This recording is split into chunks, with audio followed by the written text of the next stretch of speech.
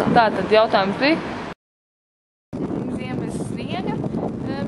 Man tas netraucē, man galvenais, lai uz Ziemassvētkiem ir tas baltais. Un pietiktu ar nedēļu. Tas tāpat kā lādes bez spalvām. Kas zināt, reāli arī man kā snowboardinstructoram tas šķiet manīgi absurds, jo, kā esmu mācīt cilvēks, ja nav sniegs uz kalna. Vai, ļoti nepatīk šitā ziema bez sniega. Ļoti gaidu, jo dažreiz ziemā aizbrauc uz bērņiem paslēpot un tā. Tāpēc gaidu sniegu. Ziema bez sniega nav ziema. Jā. Un īstenībā esmu drausmīgi tā kā pārsteigta, ka tagad 1. decembrī vēl joprojām nav sniegs un ir tik silts. Un nesen es sazinājos ar savu brālēnu, kurš ir kaut kādā, siltajā zemē vienā vietā. Un tur ir tagad sniegs un tiešām augstums. Parasti vienmēr ir bijis otrādāks.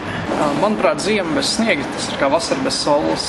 Nec tu var peldēties, nec tu var skriet. Tāpat ziemā bez sniega tu nevar ne spēlēt, ne slepot, ne pikoties. Tad kāda ir jēga no ziemas?